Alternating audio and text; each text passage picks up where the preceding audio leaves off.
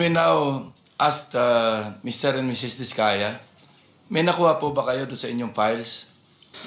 Your Honor, kapiraso lang po yung nakuha ko dahil mauubos po yung time namin. Baka pagbalik po namin dito ay tapos na po ang hearing. So ito lang po, mga ilang piraso lang po. Mga ano lang po, 2 USEC, parang 6 yatang... Pakibasa mo nga yung ledger. Apo. Bago mo i-submit sa amin, pakibasa mo lang for the record. Your Honor, okay lang po ba? Kasi baka po hilingin na lang po namin sa executive session po kasi para po sa kaligtasan po namin. At pangalawa po, hindi pa po kami... Carly, ng WPP pinangalanan mo lahat yung 70 na congressmen. Yung pangalan po, pwede po. Pangalan na po. Anong diferensya kung papakita mo yung pruweba? Hindi ba parang maniniwala kami dahil meron kang pruweba dyan? Kasi kung sinabi mo lang mga pangalan, wala ka namang backup document, hindi kami maniniwala basta-basta. So bakit kailangan ng executive session? Binanggit mo na nga yung mga pangalan. Ano pang kinatatakot? Mas nakakatakot yung nagbanggit ka ng pangalan, wala ka namang pruweba. Kesa doon sa nagbanggit ka ng pangalan na may pruweba, kasi sila matatakot sa'yo. Your Honor, kadalasan po kasi kapag nagbabanggit po kami dito, minsan po nagagamit po ng iba't ibang ahensya para kasuhan po kami. Hindi pa po kami... Nevertheless, you will submit that to the committee, di ba?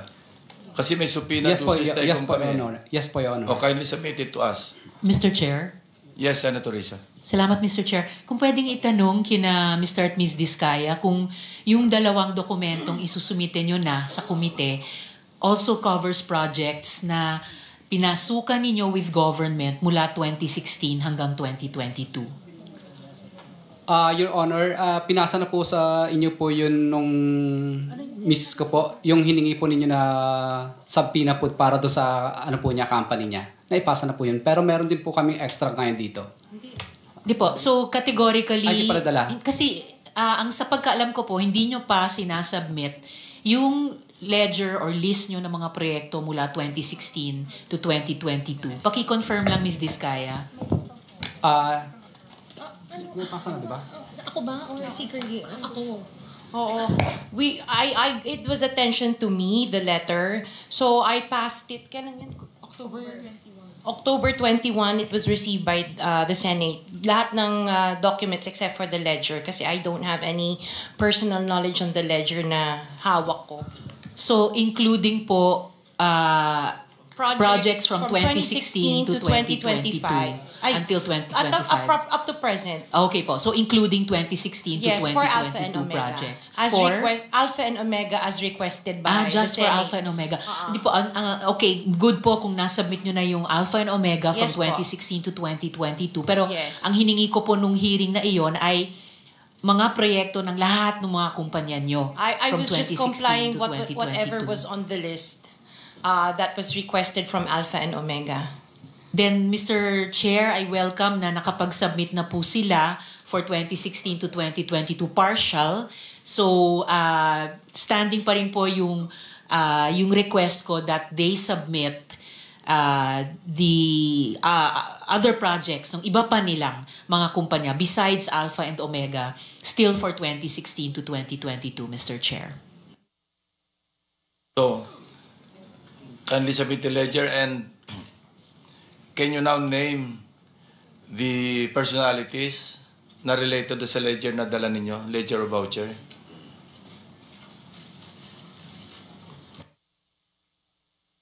Your Honor,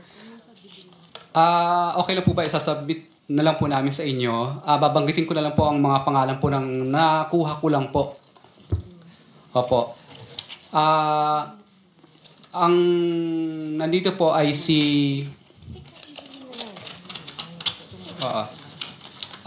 si Kong Roman Romulo, si Kong Marvin Rillo, si Kong Dean Asistio,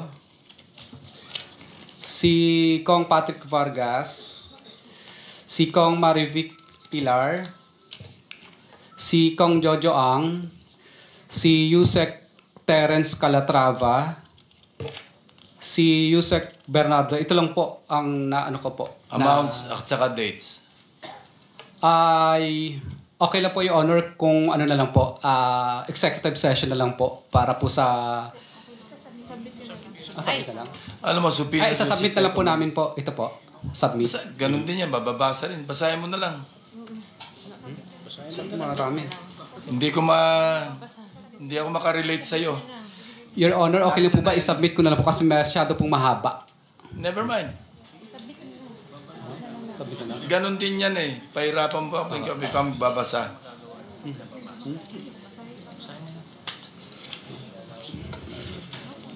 Ano ito, yung amount? Pati amount? Percent? Ha? Okay. Your Honor, umpisan ko na lang po kay Yusek Terence Calatrava. Ito po yung mga date niya.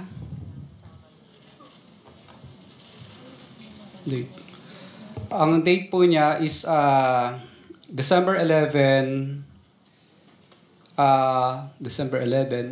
is gulo. Mas maganda to, sir. Sa ano? At Ito. Mas malinaw. wait. 2024.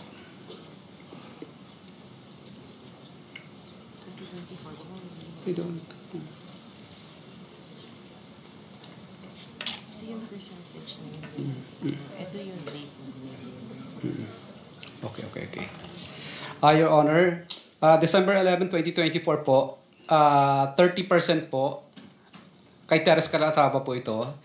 Tapos, nung December 11 po, is another 30% ulit. Of what? Of, parang 100 million at saka 50 million. 30% of 100 million. Yes po, Your Honor. And then, March 25 is another 15 and 30%. May project yan naka-indicate kung anong project. Yes, Your Honor. Sige. Anyway, sige, proceed. March 31 is March 31, anin ko na po. March 31 is 15 million. November 20 is 15 million. December 5 is 18 million. December 6 is 1.5. December 7 is 10 million. December 14 is 9 million. January 22 is 53 million. January 18 is 53 million. April 18 is 101 million. May 3 is 5 million. May 3 is 5 million. Oh. Lagi tayong tausan. Matay mo po.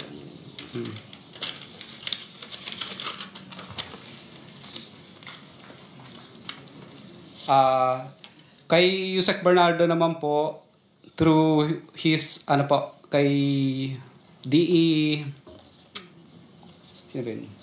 DE Manibulusan. Nung January 4 is, 2022 is 2.450. January 12, 2022 is 3.675. September 2022 is 2,260,000. September 7 is 2,680,000. March 29, 7.3. March 10, 7.3. March 29, 7.3. March 10, 7.3. Kay Kong Roman Romulo naman po, Mr. Chairman, just Through- quick intervention. Yes, Senator. Pwede ba i-confirm ho to ni Mr. Bernardo? Kasi nandito na rin si Mr. Bernardo para Good alam point. natin kung nagsasabi ng totoo. Good point. Yes, Yusek Bernardo. Mr. Chair, according to Diskaya, it was given to Manny Bulusan. So, kung ako man po ay mayroong alam dito, I have to match with my records. Because pagka po ako ay mayroong ganyan, as I stated earlier, meron po akong proponent. Meron pong project na katumbas yan. So, I will have to match that with the projects if really it's true. However, considering that it was given to Bulusan, I will have to with Bulusan. Yun po, Mr. Chair. Pero Mr. Bernardo, may binibigay sa inyo si Bulusan na pera. meron po akong nabanggit kanina na meron pong proyekto na si Manny Bulusan po ang katulong I-match ko. nyo lang kung yung sinasabi ni Mr. Diskaya match doon sa binibigay ni Bulusan. Titignan Pero ang tanong ko, mayroong binibigay sa inyo si Mr. Bulusan? Meron po, Mr. Chair, kasi nga po, nabanggit ko po na there were projects with the proponents that I'm taking charge sa Manny Bulusan po. Nung binigay sa inyo ni Manny Bulusan, sinabi ba niya galing kay Mr. Diskaya? I'm Wala sure po. sasabihin niya. Hindi naman pwede magbibigay lang siya ng pera sa inyo na walang source. Hindi ko po maalala kung gano'n, Mr. Chair. I still have to match this with Never, meron naman po. sa dami niyang binigay ho sa inyo, never sinabi ni Bulusan, galing ho to kay Mr. Diskaya? Mr. Chair, si Bulusan po ang binigyan niya, hindi po ako. Oh, So, hindi ko po maalala kung kailan sinabi ni Bulusan sa akin yon. When I have to match this with hindi niyo naman Bulusan po. dinideny niyo na galing kay Mr. Diskaya o hindi niyo lang humaalala na kailangan Hindi ko po maalala, Mr. Kailangan Chair. niyo lang i-check? Yes po, Mr. Chair. Okay. Okay po. Kong Roman Romulo, care of Angelita Garucha and D. Aris. August 25, 2020, 3,915,000. January 17, 2022, 5,403,000. January 17, 2022, 2,058,000. February 14, 2022, 5,487,000. Wait.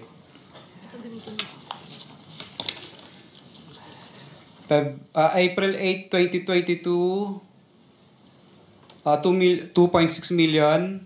February 6, 2023, 2.6. February 6, 2023, 7.2. March 3, 4.8. March 25, 9.7. March 5, 21.2. March 7, 7.077. May 30, 14,152. May 30, 14,699. Okay, Mr. Diskaya, ganito lang. Sabit nyo na lang yan. Kailan kayo pwedeng bumalik para kunin ang lahat? Papayagan uli kayo ni Senate President na lumabas ng Senado. Kasi sabi ni Sergeant at Arms, marami raw. Sabi ko, sana binitbit nyo na lang lahat, kinargan nyo na lang lahat. Your Honor, Sabi kung niya mabibigyan niyo po sana ako wala sa detention ko. Yan nga, hindi. Kahit Sabi ko- gabi po, gagawin ko. Okay, papayagan ka namin uli. Susulat ako kay Senate President kung kailan. Pero kunin nyo na lahat, hindi nyo pabalik-balik. Gusto mo lang yata umuwi. Totoo po. Kasi namimiss ko na po yung mga anak ko at saka Anyway, yung bahay po namin. Sige, Oho. gagawa ko ng sulat sa kanya. I-anis na lang natin. Pakisapit mo na lang. Your Honor, okay lang po ba? Banggitin ko na rin po yung iba pang mga pangalan na nandito Sige, na dapat babanggitin ko. Hindi ko lang po babanggitin yung mga Alright. presyo nila. Yung susunod po si Kong Marvin Rillo, Kong Dean Asistio, Kong Patrick Vargas, Kong Marivic Pilar, Kong Jojo Ang. Yun po muna partial. Mr. Chairman, just a quick intervention. Yes, Senator. Narinig ko kanina yung kay Congressman Romulo, may mga pangalan kang binanggit ahead. Ano po? Mga pangalan nun? Kay D.A. Aris po yun, tsaka si D.A. Aristotle Ramos, at tsaka si Angelita Garucha dati. Engineer yun ang ng kausap mo? DPWH. Yun ang kausap mo, hindi si Congressman Romulo. With ano po? Ang tawag doon sa ganun? With advice po. Yes. Pero wala kang diretso mo bang kausap si Congressman Romulo o itong dalawang tao ang kausap mo? Itong dalawang tao po na ito ang kausap ko, with ano rin naman po ni Kong Roman yun. Paano mo alam kung with consent? Kadalasan po, hindi po kami nakakaranas ng hirap, hindi po na mutual terminate yung projects. For example, may mga projects din po kami sa First Metro na nung hindi po kami binasbasan, ay na mutual terminate lang po ang project na yun at nalipat po sa ibang mga license. Kasi mahirap yun na mayroong kagaya kanina kay Yusek Bernardo na mayroong isang taong may taong nasa gitna, hindi naman diretso sa kanya. Napakahirap naman na napakahirap na ganun yung sitwasyon dahil hindi diretso sa kanya. Ay, observation ko lang, no? Kasi base rin kanina sa nabanggit ni Mr. Bernardo. Thank you, Mr. Chairman. Mr. Chair, masingit ko lang din. So, Mr. Diskaya, may layer pa, ika nga, may tao. Na, ito para kay congressman ganito. Pero sila ba mismo kumukuha o may tao? Tapos, nako-confirm ba na tatawagan mo yung mambabatas na, Sir, natanggap mo naman, baka mamaya, dinala lang sa bahay nung courier o nung tao? Kadalasan mo po, hindi naman po talaga harap sa kahit kaibigan mo na yung congressman, kahit na super friends na kayo, hindi naman po talaga siya harap sa'yo ng personal. Kumbaga, nagbibigay na lang po sila ng instruction. Kadalasan naman po talaga, ang inuutusan talaga nila, kung hindi yung chief of staff, DE, or kung sino pang pinagkakatiwalaan nila. So, yun po ang layers. Pero yung natanggap nila, yung pera, tiwala ka na doon sa tao nila na di ba pwede makausap si Kong o may pinapirma ka ba? Ito, papirmahan mo na na-receive, etc. Bawal po yun kasi paper trail po yun. So, ibig sabihin po, wala talaga. At talagang walang... So, tiwala na lang? Yes po. Mararamdaman mo lang naman po yun na talagang hindi ka binasbasan kapag pinahihirapan ka na. May pahirapan kang makakolekta, pahirapan ka sa lahat, o ano po mga klase ng bagay. Pag yan na po ang naramdaman mo, ibig sabihin, yung pera hindi nakarating. Pati sa collection siguro. Yes po. Collection, sa collection mo po, mobilization mo pa lang, mahihirapan ka na. Sa next partial collection, kahit siguro tapos mo na yung project, hindi ka pa rin makakasingil kasi hindi po pa binibigay yung obligasyon. So yun lang ang mga senyales na natanggap nung sponsor mo o nung proponent na yung binigay mo na commission niya, natanggap niya. Kaya mabilis pati hanggang sa collection. Yes po, Your Honor. At minsan po, pag nagkita po kami ng politiko na yon, minsan kadalasan po, nagkakaintindihan na po kami, hindi na kami nagtatanungan, Kong, natanggap mo na ba? Hindi na po yun. Kasi, ano na po, yung parang, alam niya na. Ibig sabihin, parang hindi siya umaangal. Di okay. So, senyasan na lang. Opo. Maraming salamat. Thank you, Mr. Chair.